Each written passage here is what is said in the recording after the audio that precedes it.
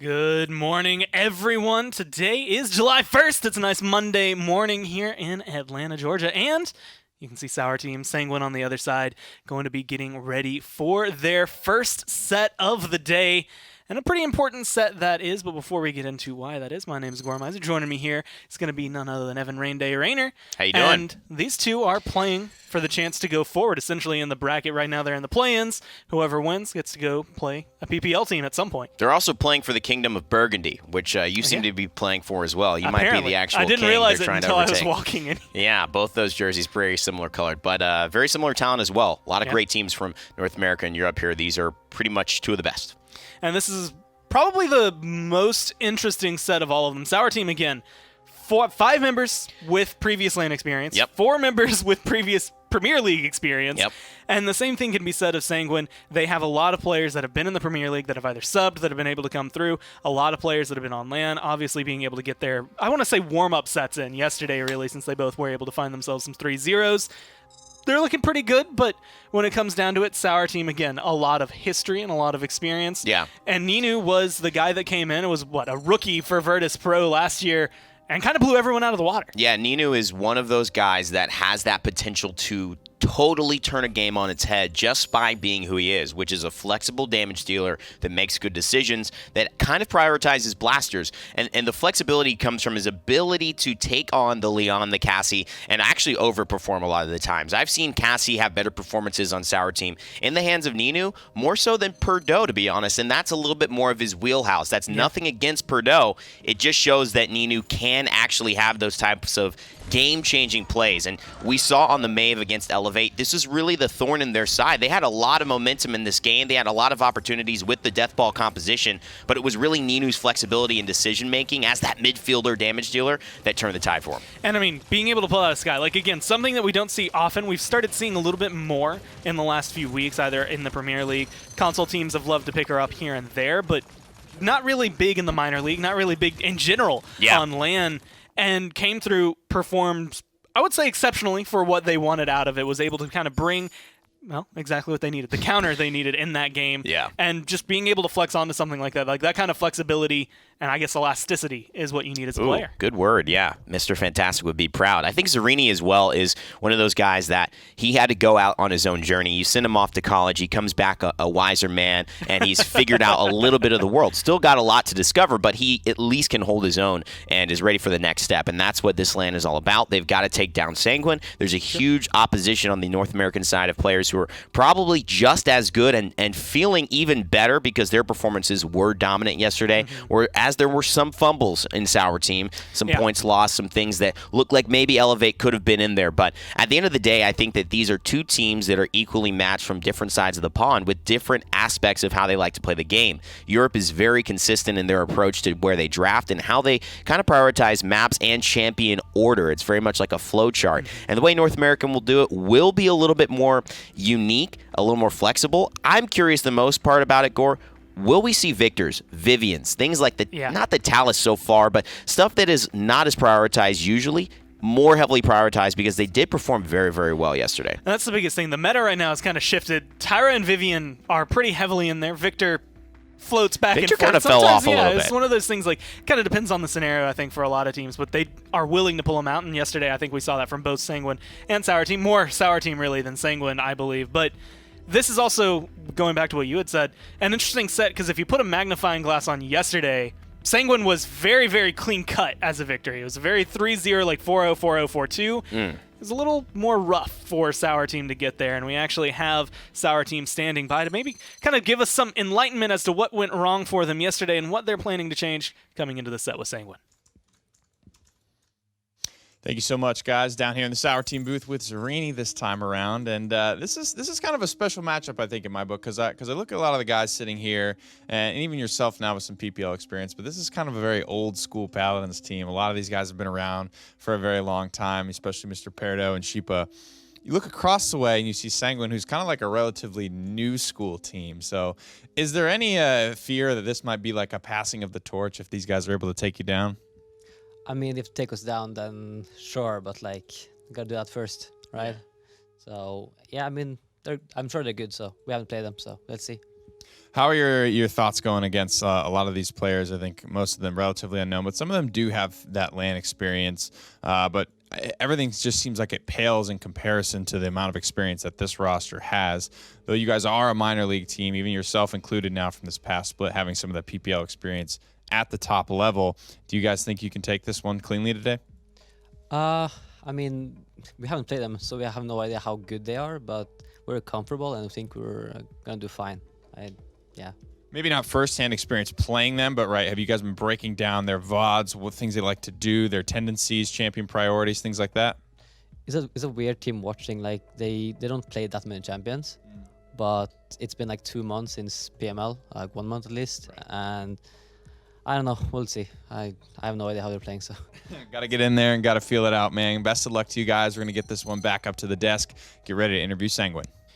I think feeling comfortable so far from Sour Team is kind of the air I got from them yesterday. It's the air I'm getting from them today, where it's just they recognize, like, yeah, this is going to be a good team. Like, this should be a good set, but, like, we're Sour Team, so, like, what are they going to do to us? Yeah, I think there's this level of confidence that they have to bring in, but also unknown trepidation a little bit. It's not to the point of fear, but it is to the point of cautiousness, where they're saying this team has also been pretty dominant in their region. They've also got some experienced North American players, maybe not to the degree that we have with Perdo and Sheepa, and of course Ninu all having PPL experience, Zarina getting his first PPL LAN experience this year, but it is something that they have to say, you know, there's something over there. We're not quite sure what it is, and that's what makes this matchup really exciting to watch, to be honest. And I think, honestly, when you look at it, and again, I guess from a perspective of Sour Team, you're kind of worried. I think there's not a lot of overlapping champions between these two teams. Like, I think Ninu and Neo are probably going to have some that they're going to pick at, but when you look at, like, Frontlines,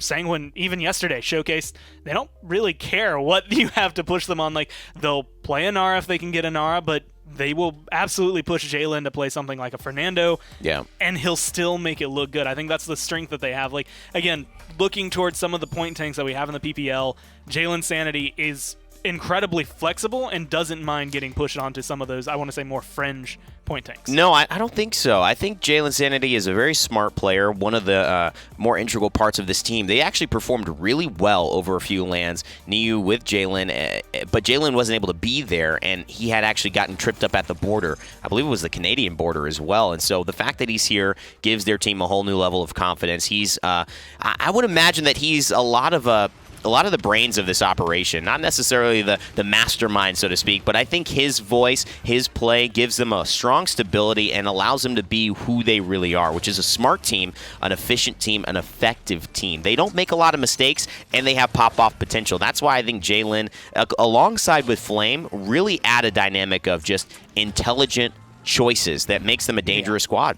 And I think the best teams right now are not just decided by their point tank, not just decided by their DPS, but specifically the off tank, the flex, whatever you really want to call them, the guys that are going to be playing your Ashe, your Khan, your Makoa, like whatever comes through, if Makoa happens to make it through in some day, but even your Atlases. He has been all yesterday. Make pretty amazing. I want to say the biggest strides for your team.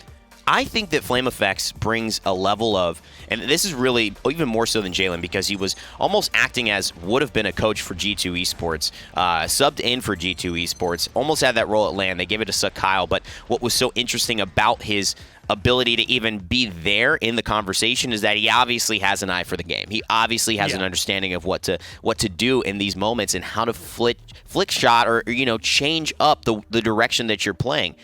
On a grand scale, that's huge, but on an off-tank scale, that's also huge because it's really what is determinant of whether an off-tank is effective. Do they know when to toe the line of being too aggressive? Do they know when to regroup with their team? Do they know how to handle some very difficult improvised situations? And Flame Effect seems like he understands the game well enough to make the right decisions. And I will say, probably one of the most impressive switches, because every time I remember seeing him, like when he played with G2, he always subbed in DPS. When he started this split, he was playing DPS, like switching into this off-tank position, being that aggressor, and playing it this well has been incredible for them.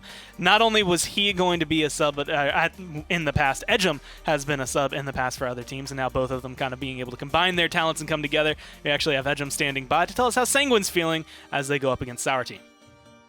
Thank you, gentlemen. Down here now with Sanguine, Mr. Edgem back again today. First round matchup went pretty well for you guys, but this is a very different opponent. And the way I sort of set it up, at least across the way, was that's a very old school team over there. A lot of experience. This is a pretty new school team. You guys have been here before. A couple of these guys, it's not their first rodeo, but how's the team thoughts, mentality, things like that going into, you know, such a veteran team over across the way? Well, you know, they definitely have experience over us, but that doesn't always translate to skill directly. So we've played them before, and we kind of know what they're going to do. So we're just looking to win, basically, prove ourselves. Yeah, definitely, and it's almost like a passing of the torch, right? If this very new school team can take these guys down, I think that would, you know, make a pretty big statement. So you guys obviously had a very good first round matchup. How were things yesterday? I know you guys were down at Access Replay doing a little bit of scrim, kind of hanging out, making sure everybody's recharged. Everybody feeling good for today? Yeah, we're all really good. You know, we got some extra practice in. We're feeling prepared, just ready to go. Awesome, man. Well, best of luck. Again, this is a very, very good matchup. It's going to be really, really fun to watch. Let's get it back up to the desk and get this match started.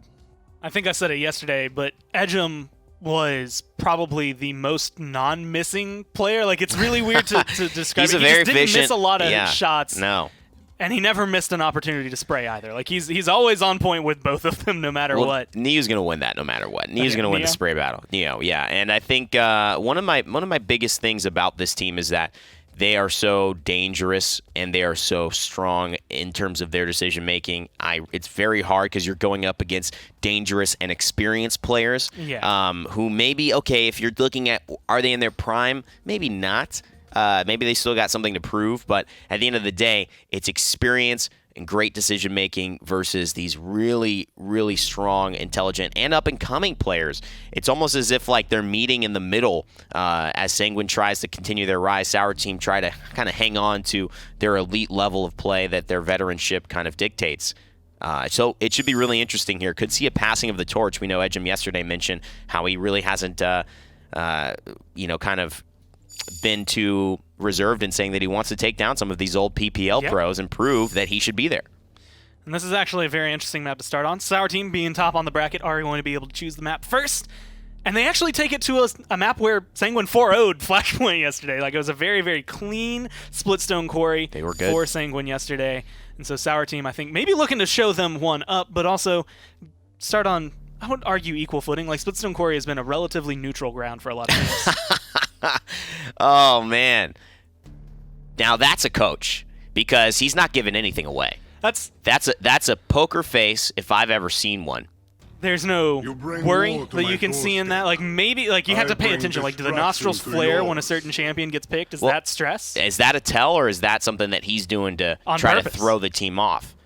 You know? The world Sour Team has nostril 1 and nostril 2 to try to make a decision on if they're feeling good about this draft, and that's tough, man. I tell you, I don't want to bet, my tournament hopes on a nostril. So Sanguine doing the right thing here, starting off very strong play. And I would argue a very, very strong double pickup. Like, getting Khan as your off tank when I would argue the other best tanks that you could pick in that position are kind of gone. Ash is always really big here as well on Splitstone Quarry. Then you scoop Bomb King away, so there's no Genos Bomb King combination, and Neo loves Bomb King. Yeah, and it's about corridor control as well, because Khan and Bomb King are going to control that right side, and I almost think that Sour Team have to go for this incredible amount of damage amp to be able to do it. Ash is going to be the only real front line that can have a measure of battle, because she doesn't really have to go into the face of Khan and Bomb King. She can have the shield, she could set up for teammates, but this is already a little bit of a tough matchup for Sour Team to win on that low ground right side by the grinder, which is really one of the most important parts to control on Splitstone Quarry. I'm curious how they augment this. The Damba is going to be very nice as far as the AoE healing, the hit scan from range on a map that has a lot of range, and the Inara will handle point by herself pretty easily. So Sour Team, do they go farther into this triple potential DPS? Yeah. Or do they try to stabilize here? Because there's a lot of firepower and sustain on the side of Sanguine. It's that awkward moment where you kind of have to make that swing, and, well, this is your last opportunity to do so. Yeah. Again, we've seen Ash, who can do really well, a lot of damage on her own, but works well with Genos, so it's one of those combinations that can come through. The same reason Barrack is really, really good with Genos, but you don't really see him a solo tank or solo support with an Inara. But Maybe it feels Pip. kind of like, at this point, like the first 3 picks for Sour Team, they knew what they wanted. Welcome to First the 4 main picks for streets, Sanguine, kitten. they knew what they wanted. This is the most deliberation either side has really had for their champions. Oh, so they're going for it. Full triple DPS. So, I mean, they kind of, at that moment, really made the decision. And you could say that it was going to happen no matter what with the Genos, that they just had committed to doing a triple DPS. The Maeve and the Eevee, so dang flexible on this map. It's going to be tough to shut them down. The Bomb King will have good 1v1 matchups, but that's assuming he can get close. And especially if a Hunter's Mark is on him, it's going to be very hard for him to stay healthy in these fights, especially if the poke is hitting from Sour Team. And not only that, but like you said, very easy for him to 1-tap, 2-tap Maeve and Eevee. They're mobile. Yeah. They're really, really difficult to lock down, and you're throwing projectile bombs to try and hit them. Like it's just one of those things that the matchup on paper, numbers-wise, tends to lean his way. In practice, as long as Sour Team are bouncing around the way their mobility allows, he's going to have a lot of difficult time. And the same thing I think can be said of Nara, who is virtually the opposite of Eevee and Maeve, who doesn't move pretty much at all, is going to be having a rough time because there's just so much damage on the side of Sour Team. It's going to be all about the pokes, and this is a great pick because what it does is it wards off the effectiveness of Maeve and Eevee to overcommit to the people that they have poked on, because that's the thing. If you could poke all the way down to the bottom, but they've got Battle Shout, they've got Damba Heals, they've got Inara Earthen Guard, they've got ways to get back up to full pretty quickly, and that's where Eevee and Maeve are going to have to commit and say, okay, no, I got to go finish this kill or stay back. And Nara will win the point by default against a Genos Barracks. So the pressure is, can Sour Team find a opening before Sanguine just have an overwhelming lead and just by defact win the point? Well, here's going to be the question. Can Sour Team find their opening? Well, Dave and Nick are going to have to tell us whether or not they think they can. Thank you, gentlemen. Day 2 of the MSI about to get underway. Sour Team Sanguine in the semifinals, looking for a bid into the finals of this bracket. A little sour, a little spicy to start things off. Already triple DPS, 2 of them being flanks. Sour Team coming out firing today. I love this pick on Split Zone Corey, man. It has the potential, especially if your opponents aren't prepared for it. I think this last pick, Leon, was about as best as you could pivot to deal with this. But if you're a team that plays exclusively in that little low ground, hidden under the bleachers, this type of composition from Sour Team abuses you because you're only using 20% of the map around the point. The other 80 goes the way of your opponents. You give them their high ground, your high ground, the mid high ground, near lava. Like, everything is just able to be utilized to them. They can fall back to so many places. Sanguine have got to use the strengths of their composition, which is, of course, they're the spearhead, man. They're going to go really hard in one direction, whatever direction that is. They have to choose, commit, and make sure that they win that fight. You can already see blue starting to wrap around red. Sanguine pushing right through that bleacher section. You said that might be the way they go about it, and it looks like it is so far. Perdot has to immediately back off. Serini on the point as well, down to about half health. And the wraparound from Sour Team, you're going to have a Maeve, you're going to have an Eevee blinking in, blinking out behind you. You have to be aware of that. If you're on the side of Sanguine, already they're trapped in the middle. Look at how many different angles. Like, this poor Inara is having to check. She's checking high, she's checking both doorways onto her right. And now Bomb King and Khan worried about the left. This is what I'm talking about, man. You cannot cover all of these entrances. Now with one first blood, you see Maeve move in. Yeah, Baller Steve, he's going to have his hands full today. Needs to get that healing in and through, but all 3 kills to start off this one. Sour Team, that's a good stun and a kill from Edgem to answer back.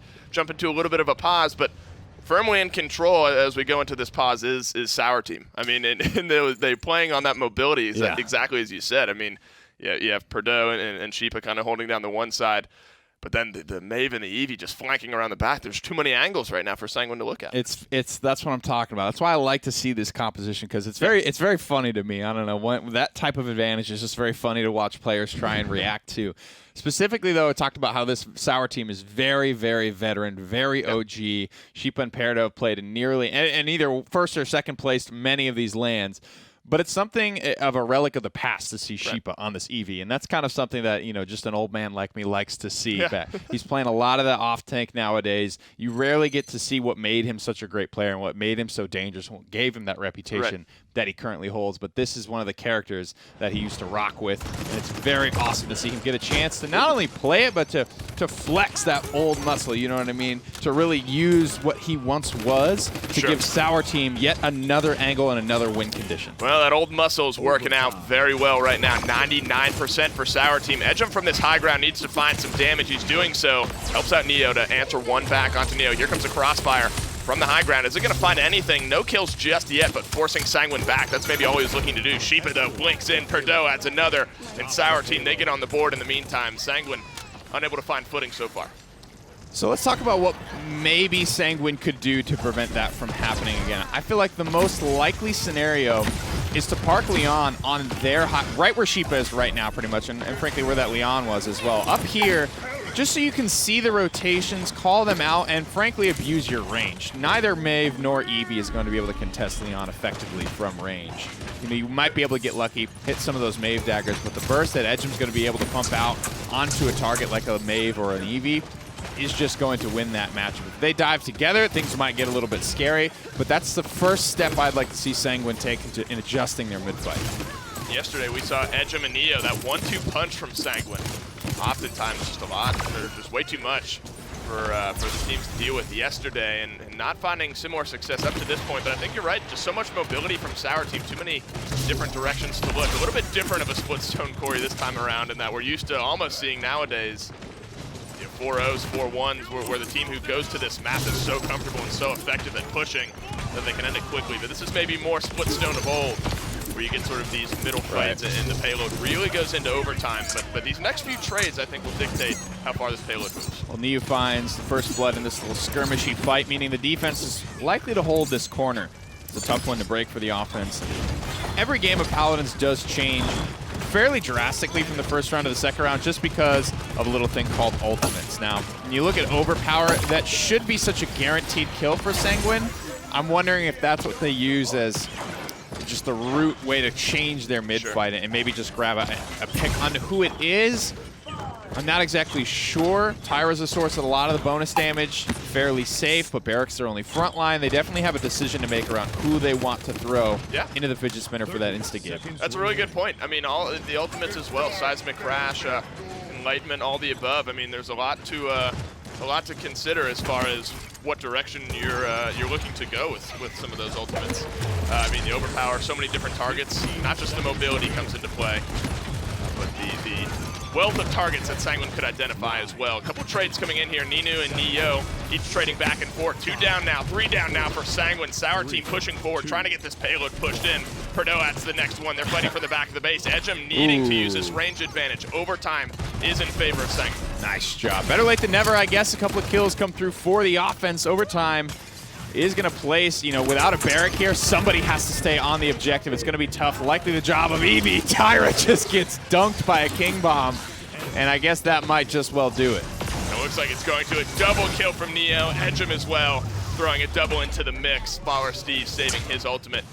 With the King Bomb, the Enlightenment as well, getting that cooldown refresh. Edgem finding a kill with it, getting it back to around 50% this time.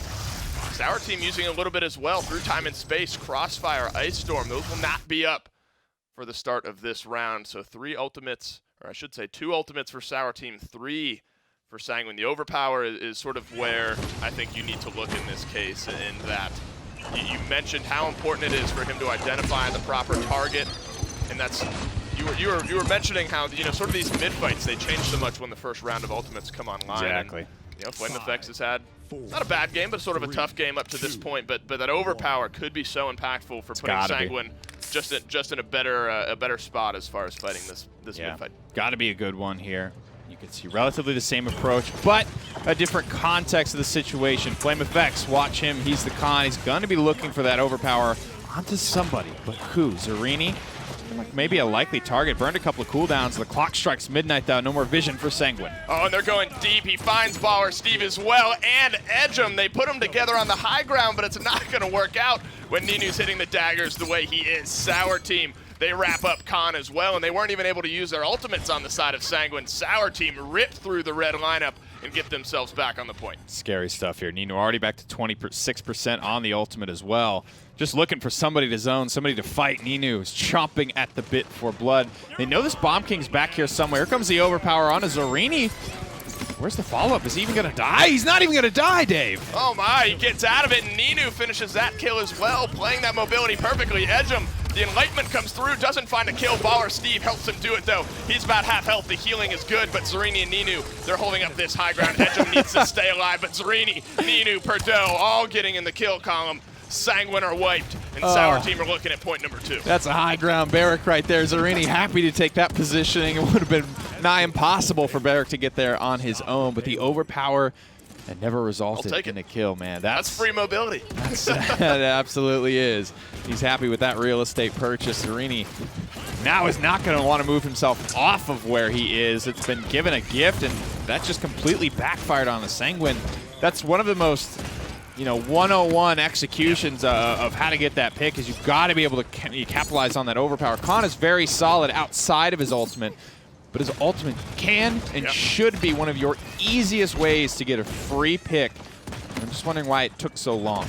They used everything and found nothing really on the side of Sanguine, and now this payload is moving much faster. They're already pushed back into the back of their base. The Ice Storm could come through from the Eevee, maybe find a little bit of value. Edgem getting very low. A couple plug shots will do it, but he's able to get himself out, get a little bit of healing. And the pocket healing from Baller Steve has been next to Edgem basically this entire time from that high ground. Push him, Yoppy. King Bomb, though, that could start things off. Wants to grab this Nara. Yoppy getting aggressive. Doesn't have healing for the high ground at the moment. Nino's going to be the first to fall here. Nino making a nice rotation now, but he gets feared away. It's a good Dread Serpent to get Nino out of the fight just for a moment, but the daggers, Zarini, they combine for a good one. Edgem still in the back line, though. He's causing just too much trouble. Ooh. Another good kill, so he has 2 now in this fight. Nino trying to hit the daggers. Neo answers back, and it looks like the payload's going to stall out where it's at. So many ultimates, though. They have King Bomb used, Dread Serpent used, Enlightenment used. Seismic Crash and Overpower aren't even available, so if Sour Team hit the gas pedal here with something, anything, there's really nothing to respond with for Sanguine. 50 seconds on the clock means there's still plenty of time for Sanguine to get some of these recharged, or at least close to. Right. Sour Team, I don't know. We have all the information. Sour Team don't know exactly the percentages Sanguine are at, and with that burst pick onto Sheepa, I don't know if there's really going to be much of a fight here. Sour Team probably going to stay on the back foot, try and get 5-man strong again. Yeah, it's important to look here as well. You're at 2-1, so the game would not end if Sour Team pushed it in. They'd only get to 3, so it's about balancing what ultimates you use, knowing that you'll go into that next mid-fight. So, I mean, honestly, we're at a point now where the ultimates, the economies are swapped, where Sanguine will have them for the next mid-fight. Sour Team has them now, so they'd love to find a pick. Maybe through time and space could find something, but 7 seconds left. Overtime will begin. 1 pick could start things off. There it is. Time and space goes fishing for Sheepa. Oh boy, is he coming up dry. Sheepa and Ninu already dead. Ultimate's used as well for Sour Team, Dave, and they get hot nothing. I mean, they find a couple kills on the back end. It wasn't even the crossfire. Perdo gets a double, but you're right. They throw Midnight. They throw through time and space. They throw crossfire out there, and immediately Sanguine answer back and find themselves a defense. So we do have 2-2, and this is sort of what I was mentioning. Now you're in an opposite spot where Sanguine almost are in the driver's seat as far as ultimates go, and they have a better advantage going into this mid-fight. To be completely honest with you, man, outside of Dome Show, there's not a lot on Sour Team that's actually like guaranteed value. You know what I mean? Like, time and space can whiff like it just did. Midnight, especially once Resilience comes online, it's easy to kind of get nothing for that. Ice Storm, pretty good lockdown and good setup for Crossfire, but all of those ultimates, none of them are like an overpower. Right? None of them are like your King Bombs. You're just massive team fight scattering ultimates. So Sour Team, if they're winning, with or without ultimates, I guess what I'm trying to say is, with or without their resources, they can still have a very potent fight. Looks like the overpower missed in this case. It did cool down back to 30%. That's a nice storm up onto the high ground.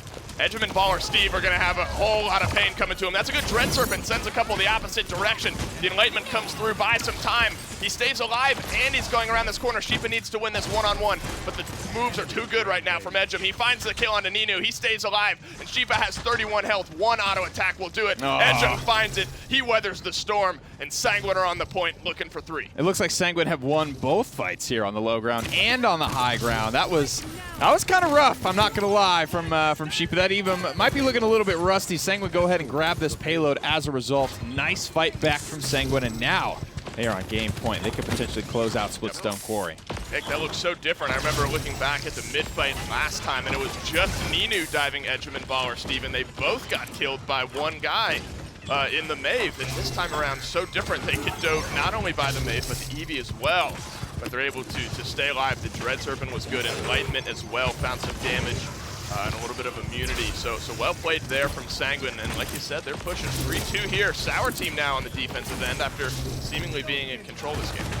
Comes down to the Ice Storm, I think, being very off the mark. If that Ice Storm was there, it would have been there, or could have, would have, should have been there when the Dread Serpent came out. That's what kind of feared away Ninu. Sheepa never actually got feared, so if he was able to lock down Edgem and Maldamba at the same time on that little ramp, sort of where he's kind of positioned now, Baller Steve still would have hit that fear, yes, but they probably would have survived. They probably would have weathered that storm, and Sheepa probably would have been able to clean up both those kills on his own. Ninu getting feared there probably causes him to lose his life regardless, but that's a fine trade, I think, a Dread Serpent for an Ice Storm.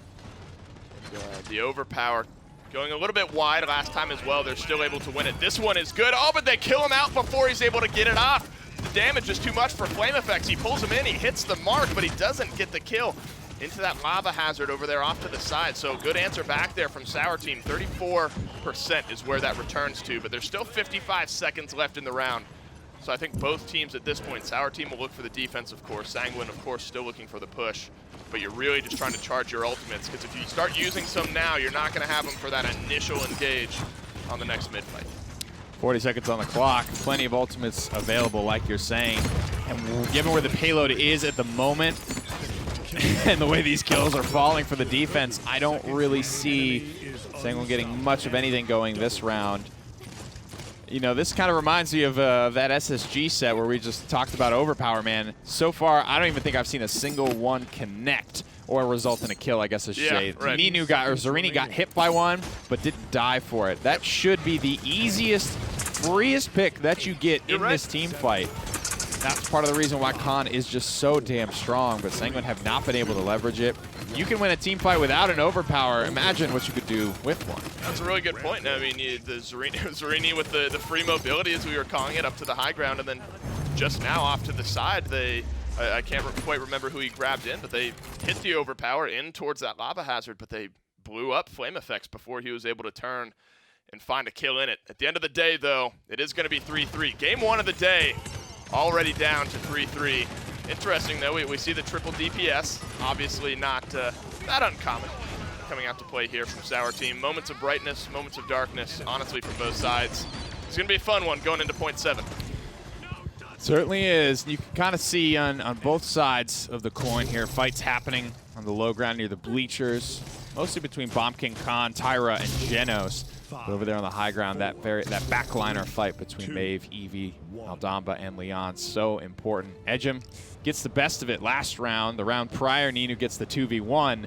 Which way that fight goes is obviously very instrumental to the overall impact of who gets what. Overpower not ready to go immediately, but damn close. That'll be quick. The lights go out. Sanguine, they have to group together and back off. The same as we've seen. Enlightenment goes just wide. Now he has Sheepa and Ninu to deal with. He's alone. Baller Steve back behind him. The healing is not in the rest of the fight right now from Sanguine. Jopi finds a kill as a result. Through time and space is good this time around. And Sour Team are on the point. Nice. Look at this rotation from Ninu, shredding apart the backline. They thought they were safe. That is such a good rotation from Ninu. I cannot stress that enough.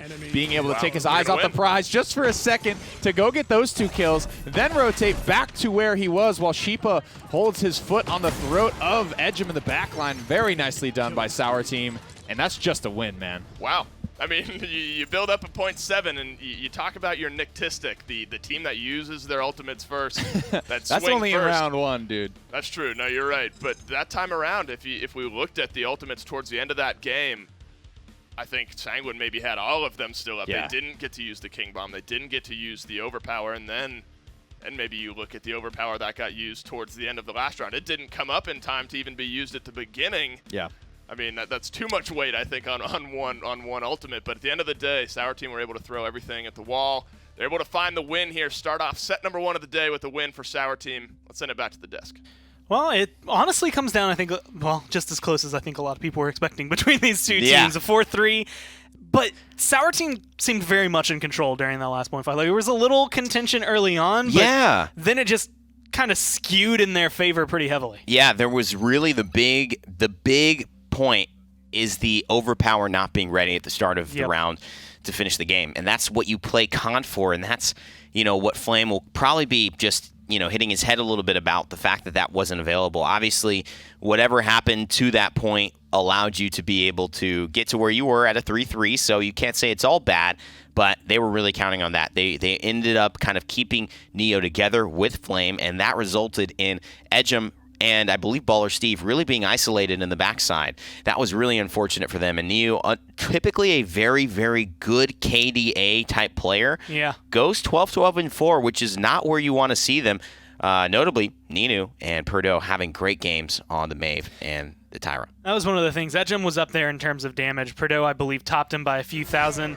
But Ninu, I think, had, I would argue, the biggest impact because there were so many rounds that this happened. He just gets into the back line, is able to either deal with, kill, or zone any of the three kind of big targets, either the Bomb King, the Moldamba, or the Leon. Yeah, and Jalen Sanity's actual seismic crash there really hurt them. And it's not his fault. It was on accident. But he seismic crashes Ninu, but Ninu, unfortunately, is behind the cover where then the enlightenment goes off. Edgem's thinking, seismic crash, I instantly kill Ninu, and then we have an advantage into this fight, but Ninu's behind cover when he gets stunned, and Edgem is already rooted in place because the enlightenment goes off, anticipating a potential kill. That whiffs, nothing happens. Eventually, they find the kill, rotate onto Neo and Flame, and then it's just dismounts from there. It was great stuff overall, but I honestly think that this is, at least after game one, going to be a heck of a set for all of us watching at home. I think that's the big thing to kind of keep in mind. I mean, with a 4-3, it's still best of 5 territory as of right now throughout their run. So for Sour Team, you only need 2 more wins to be able to close it out. But if it's going to be 2 more 4-3s, it's going to be worth it. And I really doubt Sanguine is going to be in any kind of position to let you get 2 more any games off of them for clean. So this is actually, I think, where things will look at a shift. Yesterday, we saw a lot of bans, specifically because there were console teams involved, were shifted away from the front line. Like, there was actually one game, I believe, that had no frontline bans, which was just baffling. Torvald, Makoa, usually banned out. Atlas has been very hit or miss yesterday, but I think we can count him as a hit. Do you think Khan is going to play a huge role in this? Yeah, I think he will. And honestly, I think that what you may see is now a little bit of a hesitation around Khan for Sanguine. It is very hard to get a Khan, have this type of impact, and then lose, because then you don't value Khan as much. It's something that happens from a mental standpoint where you say, well, we got Khan, we still lost. We let them first pick Genos. What do we do? How do we switch up our strategy? Because they could first pick Genos and you get Khan plus your second favorite pick every single time. And if that doesn't result in the win in your eyes, you're like, well, we may have to switch this up in a major way. Maybe we need to prioritize triple DPS. Maybe we need to block out the Genos so that that can't even happen. And we value our Khan and our frontline off-tank roles even more. So a lot of decisions to be made here. The Torvald's a strong ban. It's something they did before, but it's also really good against Sour Team. Sheepa and Perdo have been running that Torvald plus DPS combo forever. It's just one of those things. I'm actually flashing back to weeks 8, 9, 10 of the Premier League where the bans were Torvald, Atlas, Genos, Makoa. Someone first team gets Khan. Everybody's kind of happy. He's someone you can deal with if you get the right composition. And it was just Genos, Luminary. I know I saw some people even in chat saying, why Genos first pick? It's just so weird to get used to. It's just Luminary at this level of play is so good for teams. Running triple DPS, being able to have a Luminary boost for a Maeve and an Eevee, they're just going to hit so hard. I mean, it's really they didn't even perform well on the Eevee KDA-wise. It was just an enabling pick to allow pressure, which ended up really relieving the pressure from them. When you apply pressure, you relieve pressure from other areas. So that's what happens when you're able to say, let's play more offense so that we can have defense not really be a factor, because we're always on offense, and it worked really well for Sour Team. The Tyra ban this time, so that's the big change that they make, saying we're not going to give you double damage amp, we're not going to allow you to have this triple DPS style and also hurt our tanks, because that's what we're leaning on. We want our tanks, our Nara, to be tanky. With a Hunter's Mark, not a lot of people are tanky no matter what, so they shut that down. I like the adjustment here from Sanguine. And they still go for the first pick Khan, so not feeling like that was the issue overall, even though I will agree with you, at the end and that point fight, if you have an overpower, definitely nowhere near as heavily in favor of Sour Team. Might still end up going their way for that point fight, but you get rid of Barrick very, very early on. Even if you lose your carries, that's free percentage on the point. I mean, they fought like they had an overpower, and it was at 80%, so I understand why. But something must have happened. Niu must have gotten, poked out. There must have been just some type of pressure that made Flame not feel comfortable fighting and getting that damage charge, and he had to play more defensive, and he just never got it off, and that was unfortunate for both of them. The Barrick Genos and Sour Team going back to what's tried and true, but the Cassie out of the ban phase now into the hands of Sanguine, that is a very strong pick. Yeah. It means that if you try to run triple DPS, they are even more exposed because Cassie deals with flanks and she deals with tanks equally as impressively. So this is a great pickup. I like the changes from Sanguine. I mean, again, another champion they ran on this map yesterday, 4-0 for them versus Flashpoint. Like, this is the one where watching Edgem play Cassie kind of blew my mind, where it's just like everything he was doing was just on point. He never hesitated. There was never a moment where he was worried about anything. Like, he made a lot of very clutch decisions using Cassie that are admittedly difficult to in almost any scenario. It's like, cool, I have 100 health. I'm going to still stand my ground and find the shot. It's like, no, you don't make that decision. No. It just kind of happens. It's something you do at this point when it's almost muscle memory. You know this champion in and out. So it explains maybe the ban last game, as well as why it's such high priority here. But I also like to shift this. Stone Keep, Bomb King's pretty good here. Genos with Bomb King's pretty good here. Do you think Sour Team want to go something like that for Nini? I think Bomb King clearly was not a game changer for Neo, and I think that it won't be prioritized by either team here because Neo doesn't have a great performance. Ninu's thinking, well, I'm doing well on Maeve. I've also got Eevee on the table, so I don't really need to focus on BK. It's really going to be up to Sanguine. What do you take away from them? I thought Pip might have come in from Sour Team in that that Split Stone Quarry matchup.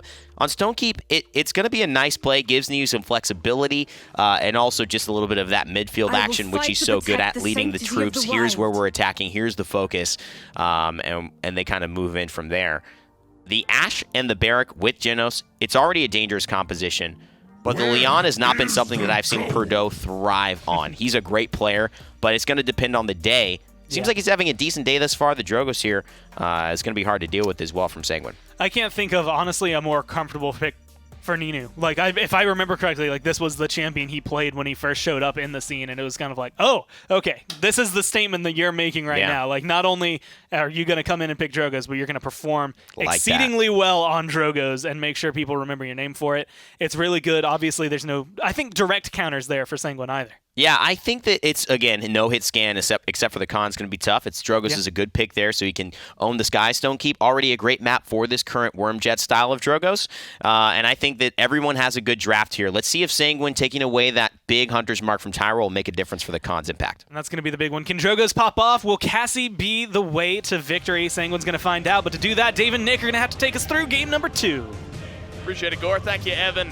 Going into Stone Keep game number 2. Lots of win conditions to be looked at here, to be sure. Anara with a 100% pick rate through the mid-season invitational and a 60% win rate. So if, math dictates anything, Jalen Sanity and the rest of Sanguine have a 60% chance of bouncing back here on Stone Keep. It's no Nicktistic, but it's a pretty potent because statistic. It's real. Because it's real. There's a couple of cauterizes, a couple of wreckers coming through for either squad. Perdo mulling his choice over, eventually goes with the wrecker.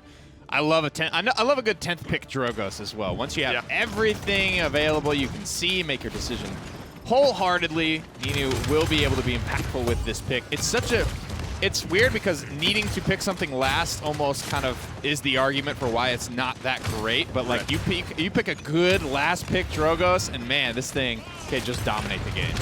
Especially when Ninu's playing it, nothing to frown at there. Good fire spit, but 86 health is all he lives with. Has to back off, get some healing before he's able to get back into this fight. 54% is what Sour Team have gotten. And I guess it's really on Edgem and Flame Effects to try to deal with its high-flying Drogos right now. That's a good plug shot from the Leon far away. Edgem has to back off. The shots are good, though. 78%. Finally, first blood comes through. Minute and 42 seconds left. Sanguine find themselves at a 5v4. And it's a Pip killing a Drogos. Now Neo's able to find 2. Pip in the early game, man, he could just brawl out with absolutely anyone. Perdo forced to fall out, but Leon has to take the stairs one at a time, emoting to get vision around the corner. His impending doom has arrived. Slides backwards, gets himself some distance, but it's still a Sanguine with the first point. Yeah, buys himself his life, but unfortunately does not change the outcome of that midnight for him. Double kill from Ninu. A little bit too little, a little bit too late. And next, our team just were not able to I mean, they were fighting from the point. They were finding some good chunk damage, but they just couldn't find any kills. Yeah. Unfortunately, Ninu went down first there. That was kind of a timid point fight, I think, from both squads. A lot of poke on a Ninu early. I think if he can avoid that in the second round, talk about avoiding it, getting overpowered, basically through a wall, but FlameFX dies again. We're seeing the lack of impact of overpower. Now, it doesn't cost them too much just because of where the game is. The payload's been captured, plenty of time on the clock, they're good to go. But overall, Dave, that is something that needs to change. That's a trend that carries over from last game. You're right. I mean, it's not a singular game thing that we've seen. High ground, Dread Serpent goes on to just one member of Sour Team there, and this is where Sour Team will just look to stall things out. I mean, if they're able to get kills as well, they'll be thrilled with this. The longer delayed out Sanguine are getting back to this payload, the better for them. It's slowly inching back to its starting place. They're just grinding up their ults right now. This is one of those situations where it's worth it to reiterate the game state. Sour Team, Red Team are on the defense right now. This is just the most fullest, courtest press ever. They are all the way back against their spawn. Sanguine have no map control right now. With all their ultimates available, Sour Team could kind of dig their heels in and hold this if they really, really wanted to. Well, if the payload could move backward past the starting point, it would be doing so right now, as it has now found its way back to its original spot with about 45 seconds left. A slight break from Sanguine here as they're able to wrap around through the keep side. Are they going to be able to find any kills, though? I mean, if anyone really gets traded out at this point, the map control goes so much firmly in favor of Sour Team. Ninu wrapping back around the back side, doing a good job of bouncing in and out of visibility throughout the rest of this game. Whoa, that was a 60 damage hit. If it was any more, probably would have taken that Leon down. Nice shots from Neo, though. Pip has very large projectiles, so while he's not hit scan, he's not even Cassie, he still has to worry about that projectile arc. A good Pip can make relatively consistent contact with some airborne targets like a Drogos. If you're Sanguine here, you have 5 seconds left. Overtime will be ready. You don't want to really use too many ultimates. This payload's so far away. Both teams at a full 5. One pick, though. That's kind of how I always see this with these long-distance overtimes. If Sour Team are able to start this off with the kill, things could end up going in their favor. Jalen Sanity looking for some long-range plug shots, but he has Perdeaux to deal with in front of him. I say a pick, but it gets traded out immediately, but it's Baller Steve on Sanguine. That's what you have to look at. The healing is gone on the blue side, but it's not going to matter. They're going to continue their aggression. Perdeaux, edge him. He drops him as well. This payload's getting close, and they're zoned out. Look how far back they are. Yeah, this is a problem right now for Sour Team. They got to figure out what they want to do about this. Still have Dome Shield, so you will see Barrack drop down and contest this payload if things get dire. This is probably them getting dire, but overpowered away from the payload. Does it just go in? Nice counter-rotate from Sheepa. Yeah, you don't get the kill, but you get the distance. That's what you look at. Assert Dominance comes down as well. They didn't want to use their ultimates, but now they're going to, and all they need is a little bit of distance. They find the push. Sanguine go up 2-0 after not moving the payload for almost the entirety of that push. It was on its point. They end up finding it in overtime. Does that make up for all the missed overpower so far? I think it does. I mean, still killless, I think, throughout this set, but look how far he goes. It's just the distance. He can't get back in time. So, one frontliner be gone. And then Ash, of course, with the up-down, but FlameFX has the angle, has the cooldown. Be gone from this payload. And that's actually, that's a good toss there by Khan. It's funny because that's something that is negated by resilience, so that might not be able to happen later on in this game. There's plenty of crowd control on the side of Sanguine, so I do expect Sheepa to go into resilience when he can afford it. Seismic Crash, Overpower down for Sanguine. Assert Dominance down for Sour Team. Sour Team need to find the answer here. They have fast cap, so they'll benefit a little bit longer from fighting on the point. Dragon Punch flies through, finds Jalen Sanity. Perfect pick for Sour Team to start this one out. That low ground presence, a little bit mitigated, I should say, here from Sanguine. With the Evil Mojo, that can always turn things around. Ooh, first kill, though, goes to Nina this time around, finds Edgem. The backside of this fight, Perdeaux super low. One shot from Neo on the high ground will do it, but it's still a 2-for-1 at the end of the day. Watch out for the Dragon. Oh, just wide on the Evil Mojo. Doesn't find anyone. Now Neo's in an awkward position. He has Ninu wrapping around Sheepa with the shoulder bash. Doesn't hit the mobility. The weightless just too good. He is low. certainly he's going to go down here. He does just that, but not before he takes some damage from Edgem. And it looks like Sour Team are in a position to capture point number 1. All kills are coming at Red. There it is, 4 for nothing. Edgem manages to get 1 back at least. Rolls onto the objective to reset that overtime. But his efforts are for naught. Sour Team do grab the objective. I want to say, though, despite missing that Evil Mojo, Niu played the recovery the next, 10 or so seconds of that skirmish about as well as you possibly could. That was very impressive to me.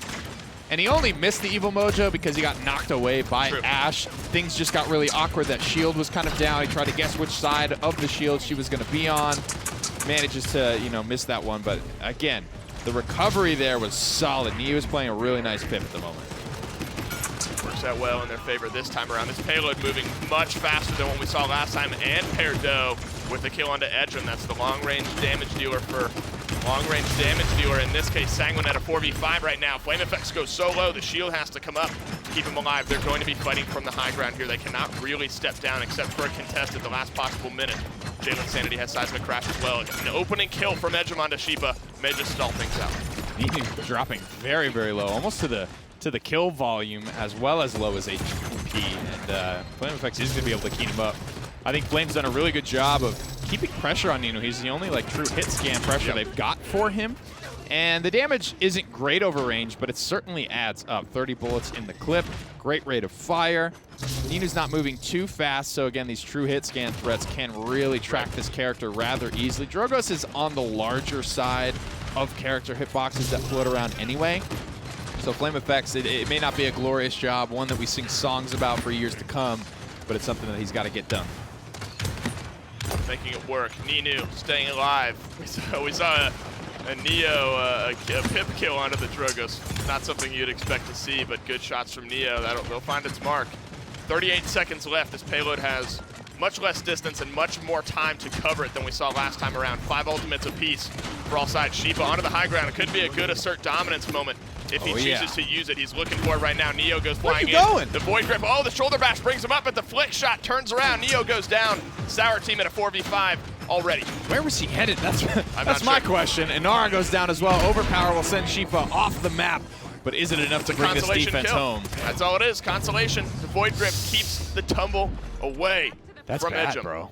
Wow. I mean, that's going to be 0% on Overpower in this next round. That's a big ultimate spent for really nothing. And if I'm guessing what he's talking about right now, it's justifying the thought process behind why. Right. Why I was going to do this. Why didn't we do X, Y, and Z to make that worth it? Right. Flame tries to get rid of the frontliners. One of the primary reasons for contest. Sour Team just put the offense together, though, in a very efficient way. They used nothing to get it done. And one of the bigger ultimates for Sanguine is expended to no avail. You don't often see a 4-stack of one team on the damage charts, but Sour Team in this case, all on top. Resilience, 7 of them in this game. Only Edgman, Baller, Steve without. Lots of ult mitigation. You're right. 9 ultimates up. Overpower's the only one that's down, and it's only at 7%. That could be a big difference maker in this one. Already the con is being pushed back, and Sanguine can't move forward. Nara is zoned away from the rest of her team, making easy pickings for that Dragon Punch. The Dragon Punch is covered as well, meaning Ninu's not going to die for that. Right. Usually that's the main source of counterplay to Dragon Punch. Die in a wide open space, your teammates follow it up because Drogos is vulnerable for a couple of seconds after landing his ultimate. But no such fate, no fate this time around. They're 60% already captured for Sour Team, and they still have plenty to work with. They have so much. All they've used is Dragon Punch. Red Serpent goes in onto the low ground, but all the kills, they're coming up red. So much damage. Neo finds the kill through time and space just wide. Edgem comes up big as well. Jopi needs to stay alive right now. Needs to provide his team with some healing. Overtime is in favor of Sour Team. Flame Effects is the only real point of contention right now, but he's not going to have any help. Baller Steve's going to slither in.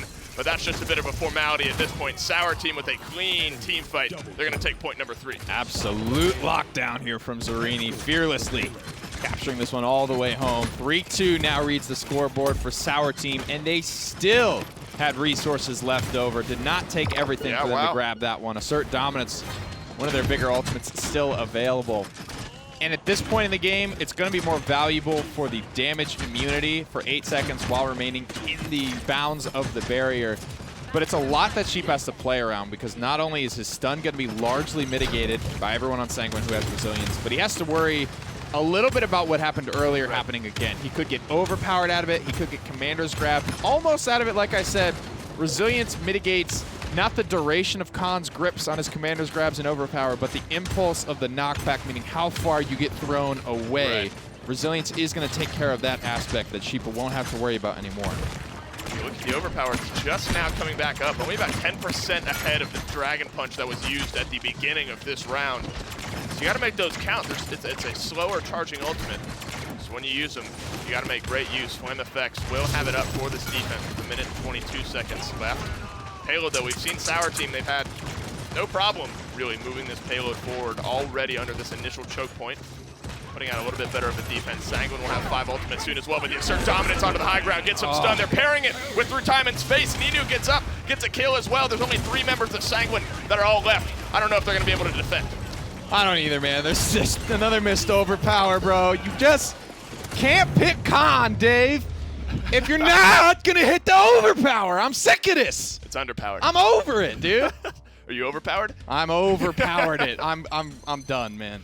It's not good. I mean, at the end of the day, that might have, maybe it was a saving grace, maybe could have made a difference, but a beautiful assert dominance. That's 2 games. Paired with Through Time and Space immediately That's 2 gets rid of games, the Dave. healing. Nothing from that ult. That's the best ultimate in the game. He did have a really nice positioning overpower. He didn't get the kill, He but did remember get the he one. threw Never mind. Zarini Let me away. correct myself. He You're threw right. Zarini You're right. away. That one was sweet, But but maybe it's a saving the grace at this scales point are because tipping, Dave. The scales tipping. You're right.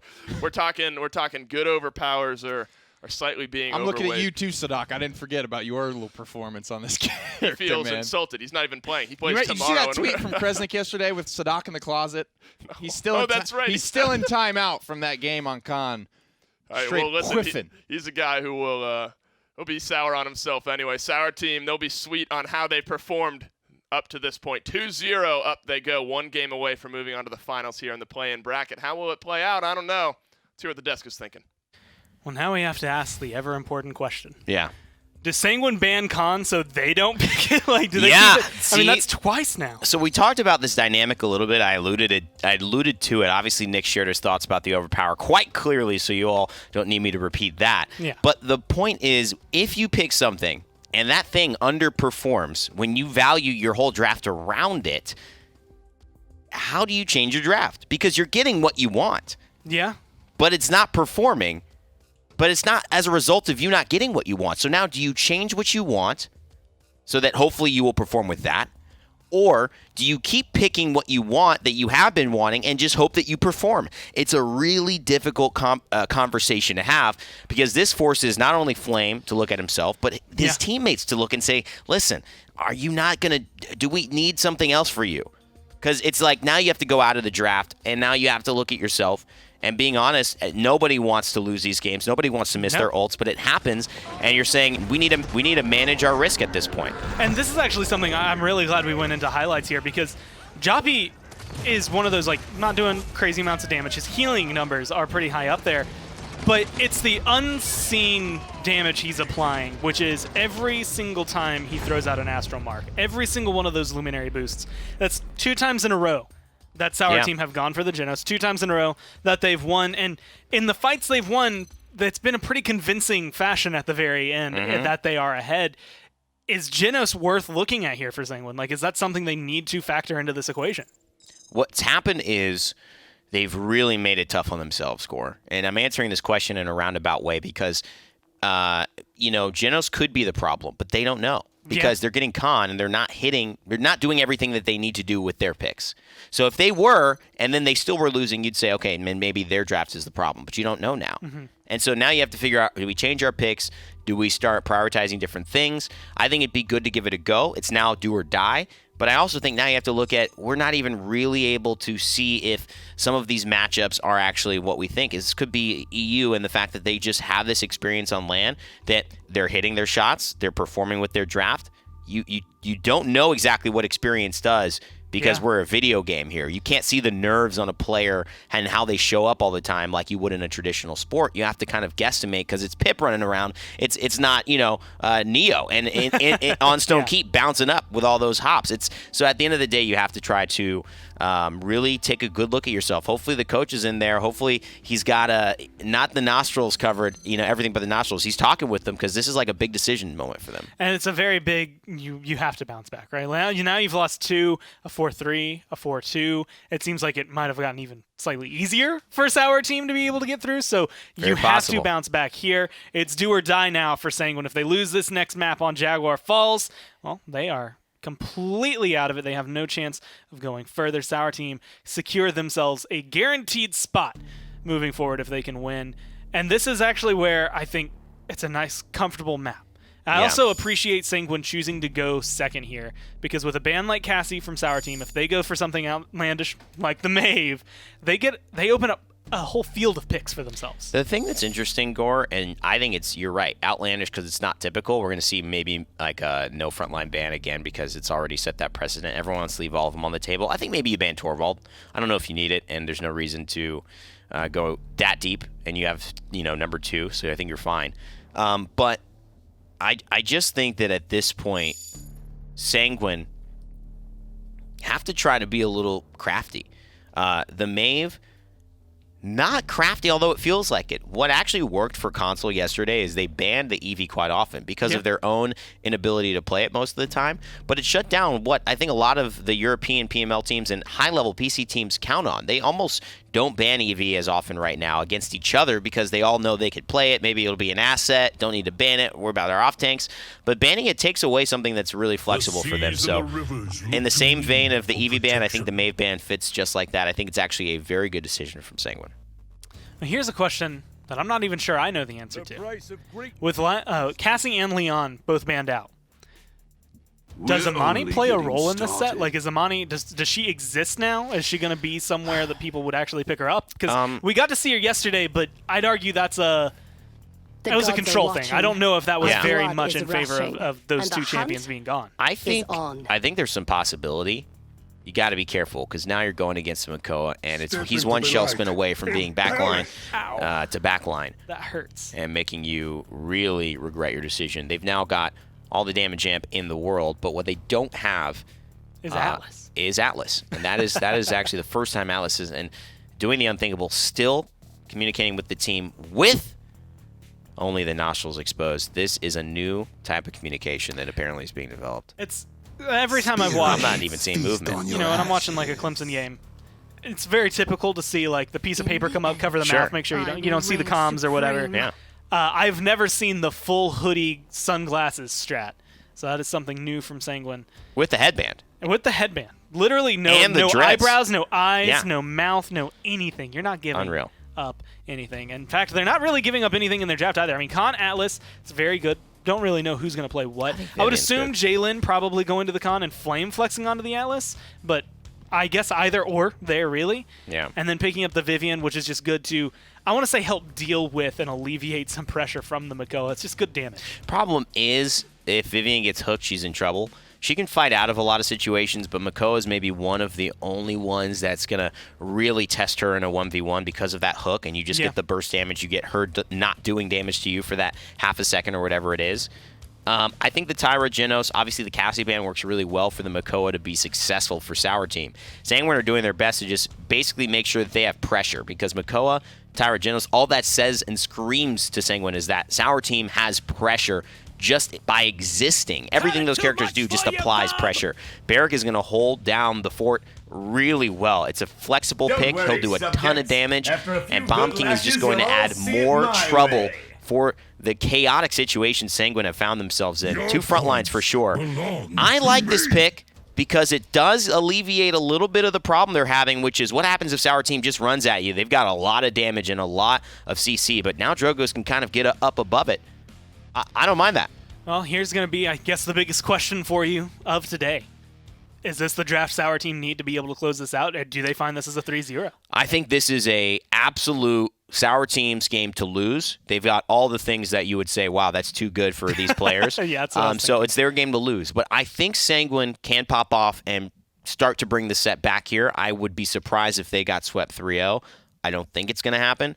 But, man, it's our team's game to lose, that's for sure. I'd definitely argue Atlas is going to be – it's a tough bet to go against Atlas, but when you have something like Makoa and, well, everything else on Sour Team, you don't know which way it's going to go. Right now, Dave and Nick are going to help us find out as we go to Jaguar Falls. That's all I can do. I'll lend a helping hand as we jump down in here to Jaguar Falls for game number 3. Real life location, as I might add. Normally, you see... I thought that was Frog Up. I think they both are. I don't know. You're right. I'm getting my lore mixed up with one or the other.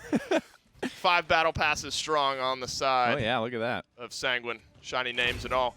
Normally, we're used to seeing 4 frontline bans or 3, maybe a little flex. This time, not only do we get Makoa, not only do we get Khan, we also get Atlas. So lots of frontline play to be had in this one. Flame effects on the Atlas this time around. Jalen Sanity seeing if the overpowers maybe connect a little better for him while he's playing the Khan. Cannot count Sanguine out, though. This is their game. They need to bounce back right now and find a win. Well, straight to the objective is Sour Team, already off to a nice little 30% lead. The thing I'm worried about with Neo on this Drogos is if Sour Team can just focus this fight and make it take place indoors, then Neo's job is going to become a lot more difficult. Hunter's Mark goes out around the corner. Some good early damage. No kills just yet, but an 80% lead. So even if Sour Team lose, Dave, it still feels like they won. I mean, they could get swept right now and still have time to get back and fight again, maybe retake 96%. I mean, this is likely going into overtime. This might as well be at this point, and they're going to find the kills. The hook is good from Sheepa. Neo's flying high up above Perdo with a double on the Tyra. He's certainly going to get cleaned up here. Maybe actually trading out a kill, but he has 168 health. It doesn't matter in the back line. 1-0 for Sour Team, and he doesn't. Sheepa, he hits a shot. All right, Sheepa, you only had 1 billion more health than he did. I mean, he took his sweet time on that last shot. Finally gets it. That's just a frustrating death because, you know, Nia does a pretty good job there. Hits a lot of those rockets, at least to some effect.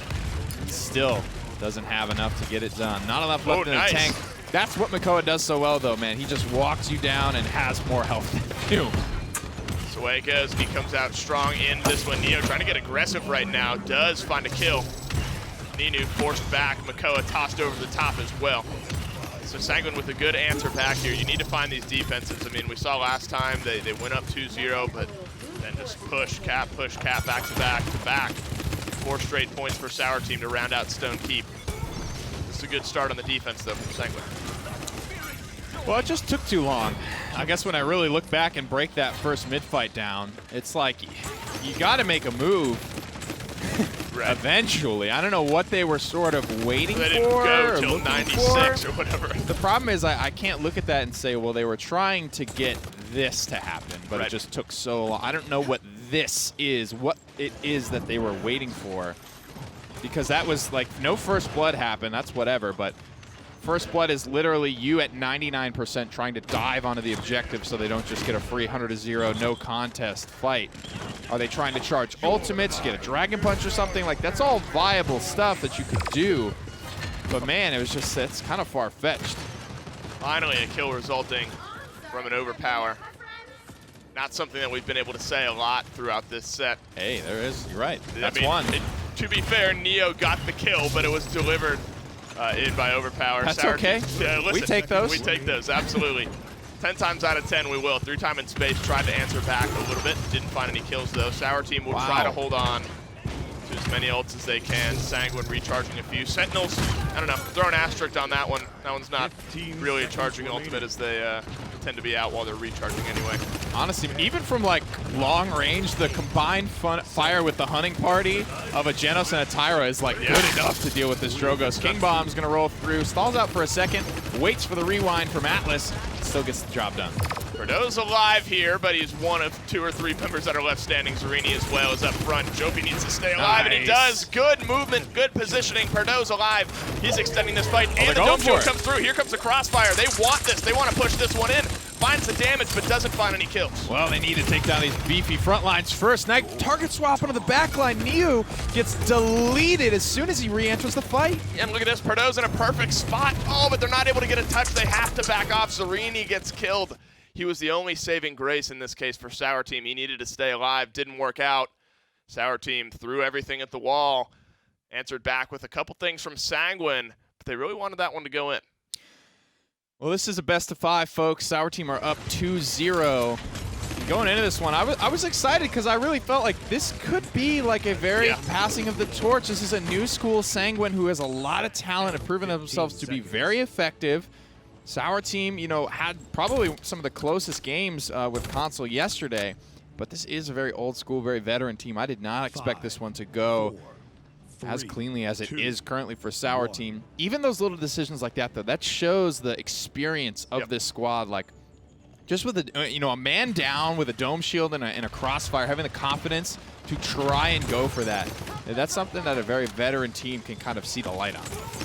I'm nervous right now if I'm Sanguine. This round is starting off the exact same way the last round was. Sheepa's the only one, and that's all they need holding down this right side. He's going to be dueling the flame effects on the Atlas this time around. The setback is good. The hook is just wide, and Sour Team yet again already garnered 63%, 66 and ticking every second. Sanguine, there's a Dread Serpent. They might want to engage on this, but they're all staying around the corner. That's what I'm asking. Wait, you know, they had the ultimates. What are they waiting for?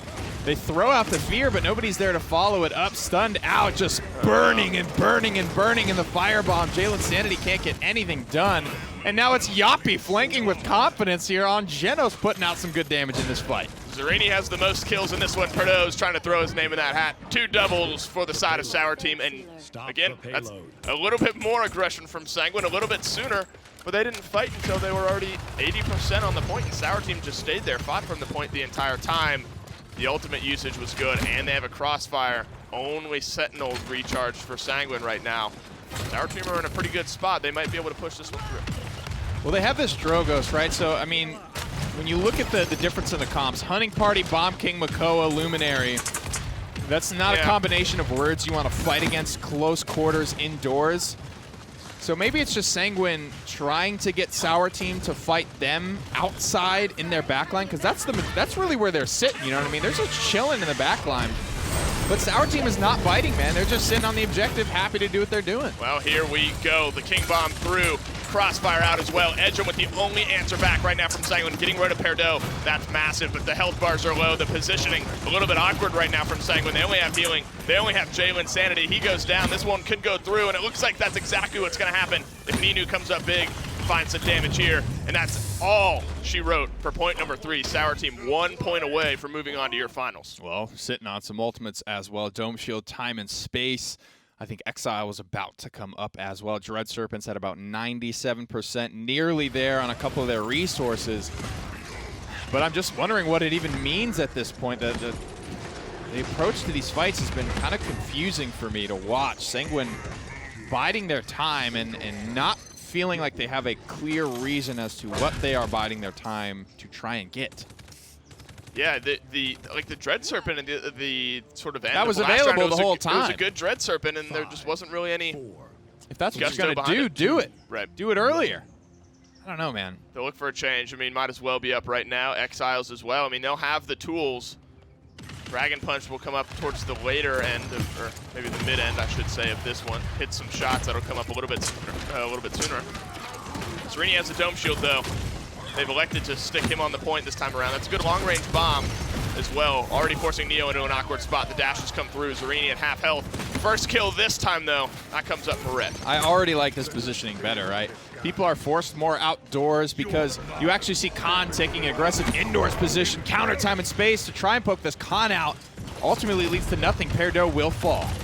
And the overpowers have been good this time around. Here's the aggression from Sanguine. They're on the point. They're getting the kills. They're in a position to get point number 2, maybe push in, maybe get point number 3. And Nick, this is what you've been looking for. They didn't really, that's what I'm saying. They didn't really use ultimates. They just kind of like positioned differently. Forced Sour Team out in the open a little bit more.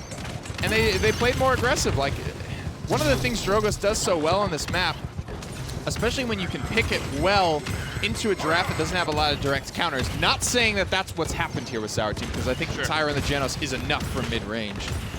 But Drogos, if he's not well dealt with, he sort of just floats around wherever he wants, gets good pressure. I didn't see the kill directly, but Niu did grab the first blood of this round. One of the best players we have here in the minor league came up big with the first blood to help his team grab point number 2. Down 2-0, they need this one. to avoid an early exit from the MSI. Jalen Sanity's tanking 3-4 members right now, and that's just too much damage coming through. The healing was there for Baller Steve. Just too much damage on the opposite side from Sour Team. First kill goes out to Perdo. About a minute and a half left here. Look at the ultimate status. You have Exiles, Dragon Punch, Sentinels. I mean, Sanguine are in a good spot. Sour Team just as good, if not a little bit better, though. Of course, both teams would hope that just general play, maybe some picks here and there would dictate whether or not they need to use those. Plenty of time left to find a way through. Sanguine need to get this one tied up. Nobody wins. The scoreboard will not change if the defense happens here. You can only win on some type of offensive action, whether it's converting a payload or capturing a payload. Hook lands there on the Khan. And and you brought up the overpower connecting, and I'm just like, well, the big difference is Jalen Sanity's playing Khan this time. The overpowers are connecting. That's the difference. Unfortunately, Jalen Sanity's not going to be able to participate in this fight, at least not for a few more seconds. Still 45 of those left, though. Seconds being that.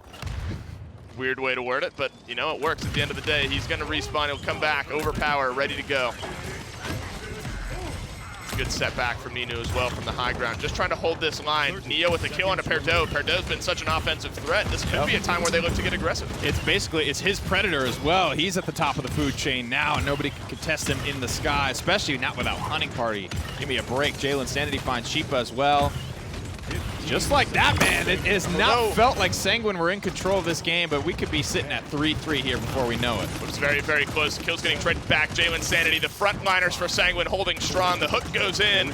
Jopi just trying to add in a little bit of damage. Perdo is alive. He's in the back line and no damage. His health bar finally starting to go down, finally going the opposite direction.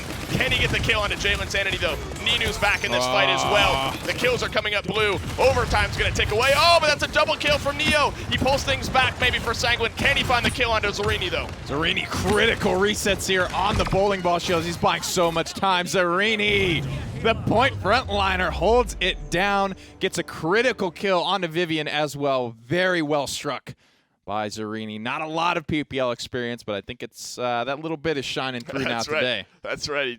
He technically has some this season. Played on Na'Vi for week number 1. I think they split their games that week. Nice salvo from Neo. He was close to pulling this one back towards the end of this round, almost tying this game up at 3. We will stand at 3-2 anyway. And the Drogoz has honestly been kind of a difference maker in this one. I mean, the fights where Neo's able to really utilize, get out a lot of damage, they tend to win. And this time they nearly pull it back. Which Drogoz do we get, though? They need to answer this one right now. Easy. 0 credits in hand for Neo as he leaves base. Perfectly timed his investments as well. They're all coming to maturity right now. Salvo is ready to go. Doesn't have a lot of room to work with, though. Nobody from Sour Team taking that back right corner like they did prior. Everybody's sort of fighting indoors, and again, that's the easy adjustment to make to sort of neutralize the effectiveness of this Drogoz. Yeah, Sanguine not playing the same aggressive approach they did last round that netted them 1 point. They're all going to have ultimates. Who strikes first? These are tense moments. One team not wanting to make too many mistakes. You got to go soon, though. If Sour Team capture this point, you don't only lose the game, you lose the entire set. The King Bomb's going to roll through. Not going to find any target just as of yet. Nino has to hang around the corner. Neo's flying high. He's up above. Through time and space comes ripping through. Yopi finds the first kill. Jalen Sanity goes down, and they're already at 99% in it. That's a big one there. Bombs are good as well. 99%. It's paying its dividends now. They have to get in here. Sanguine throwing their corpses onto the point just to try and keep this game alive. They need to find it. Flame Effects gets hit with the hook, hit with the damage. Double kill from Yopi. The through time and space set this one up. Jalen Sanity's back in it, though. Sheepa is so low right now. The overpower is good. Another kill, but it might not be enough. Sour Team, they find the win. Yopi from off the map throws out an 80 damage bullet from the Star Splitter and gets it done. Well played. Sour Team 3-0 Sanguine. I did not expect that. I'll be completely honest with you. I wouldn't have been surprised if Sanguine won this set, but for them to not get a game, that's where I start to kind of, really shake my head. I mean, that's a contested 3-0 though. I mean, 4-2, 4-3, 4-2. If you're Sanguine, I should say. I mean, you do lose 3-0, but there's some good takeaways here. I mean, these teams don't get to play each other every week in the PML. I mean, this is the first time. I mean, they're familiar with one another, I'm sure. But the Battle of the Maroon this time around, that comes up the way of Sour Team. Those were some winnable games for Sanguine. I really feel that it's just tuning things up, hitting more ultimates, getting more value, and maybe, especially on Jaguar Falls, just to get a little bit more aggressive, to feel like there was a game plan in place. I don't know if they were just hoping something would fall into their lap. But that third round, that second to last round, was a really nice mid-fight from them. They put it together extremely well and played the strengths of their comp, but Sour Team at the end of the day come away with it. That's right. Sour Team find the win. The veterans stand tall today. They punch their ticket to the finals of the play-in bracket. But we got one more game to go before that. But even before that, let's hear what Gore and Evan are thinking on the desk. Well, I think Sheep and Perdue are protecting their most winningest LAN player titles as tightly as they possibly can. Yeah, they're trying to get their W's, and they've done a great job of it. Sour Team looked, let's face it, better today. And I don't know whether it was in the draft, whether it was in Sanguine kind of losing out a little bit in terms of what they wanted to do and maybe the confidence they had going into it with their game plan. But Sour Team were the team that deserved to win. And that's as simple as it goes. They're going to be in the finals. I'll be looking forward to see whether Penta can get back to meet them. It'll be a rematch of the European teams, but I don't want to count the chickens too far. They've still got an opponent waiting for them in the semis. And it is that interesting thing. I mean, coming forward, this is the narrowing it down. They are one of the two teams moving forward. The question now, when they are in the finals, is going to be, where do you go after that? Who are you playing? Are you going to go against NIP? Are you going to go against Na'Vi? Either one, honestly, is going to be looking incredibly good.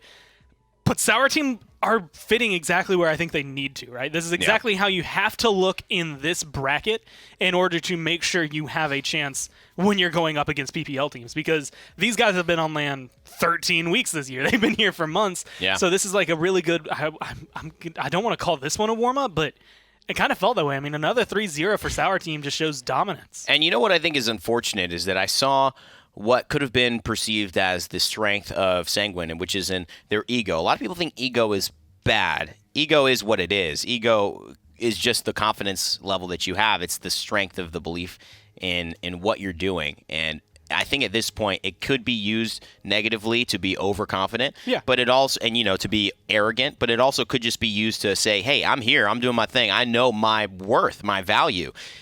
I felt like Edgem disappeared.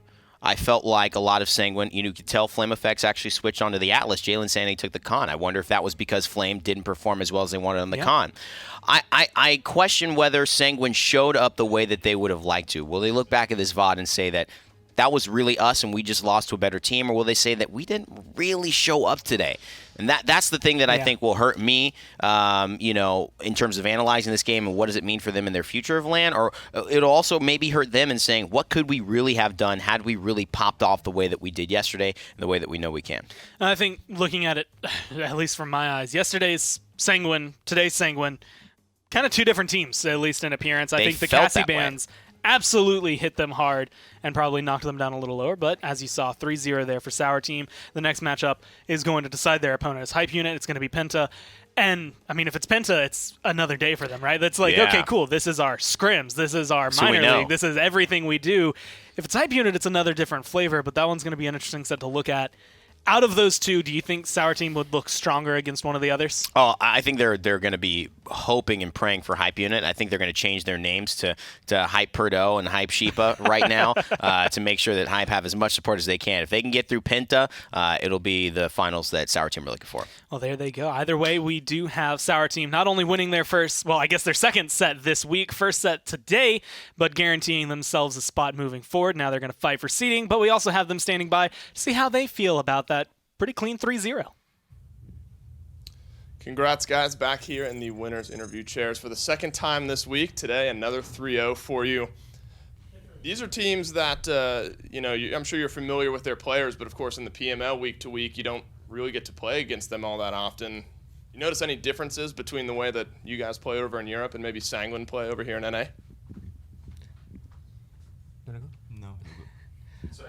Yeah, I mean, they played well. We kind of expected what they wanted to do, and we just thought banning Cassie and Leon was like the way to go. They seemed really, I didn't feel like the pressure. Sure. It was fine. Sheepa, how did it feel to play some Eevee after a long stint on the front line, man? Getting back to those roots. Oh man, I think that was one of my worst Eevee games I've had. So I would actually agree with you, but that's beside the point. You got it done. Remake. You got it done, man. A big thing I was talking about is just the amount of overpowers that they missed, I feel like, on Khan. Do you guys feel like that really helped you to get this 3-0 today? Yeah, sure, but it's also like you can dodge them and move to the side and like try to bait it somehow, and I think we were doing that well. So yeah, it wasn't easy for them to hit them. Like it's also some pressure from Lan, and yeah, it happens. Especially after watching Jaguar Falls, it really feels like you did play for Na'Vi for a week, man. You guys were off to these huge objective leads. I mean, straight to the point every single time, taking that map control. Is that when is that okay to do, or when do you always look to do that, or is there a way that an enemy's positioning that makes you want to back off or play a little bit more passive, or is that just kind of the strat every time? I mean, especially the Jag game, they had no point tank with Atlas and Khan. They had to like go for a play somehow, and they didn't want to commit because I don't know, like just maybe nerves. Sure. And they just run around, and like if you look at the first point gap, we had 96% before I know, touched, yeah. and it's basically over, and we can even have a retake. And first blood that round was them diving onto the objective to stop you from 100 to 0ing it. That was a clean 3-0 for you guys. I'm frankly surprised that it went that cleanly for you all, but congratulations on the win nonetheless, and we will see you in the finals at the end of the day. Thank you. Thank you.